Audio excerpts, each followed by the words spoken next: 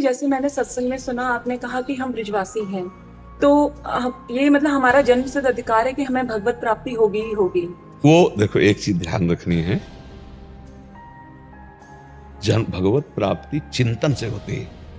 ये हम आपको प्रोत्साहन दे रहे हैं। नहीं, जन्म सिद्ध सबका अधिकार है भगवान की प्राप्ति का, है ना।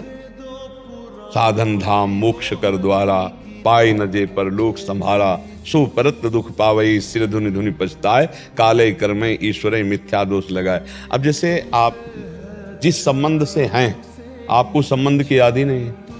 श्री कृष्ण आपके कौन है आपको पता ही नहीं। आप चिंतन नहीं, एक कह रहा हूं, एक कारण आप चिंतन नहीं करती प्रभु का, तो आपको फिर भगवत प्राप्ति कैसे हो जाएगी। और ब्रजवासी के अंदर एक ठसक रहती है, मेरो कान्हा, मेरा कन्हैया, मेरा लाला, मेरा मित्र, मेरा पुत्र, मेरा पति, मेरा यार, जो भाव कर पावे।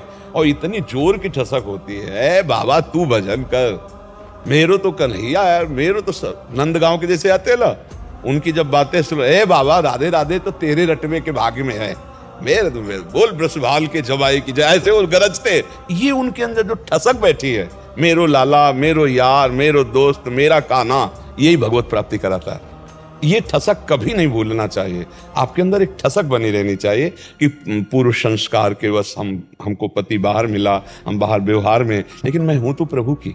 पूर्व संस्कार नहीं प्रभु जी, मुझे महिमा ही नहीं पता थी, मैं यहाँ शादी ही नहीं करना चाहती थी। अब हाँ, अब क्या है, मूल प्रसंग पर अपने को केवल रहना है।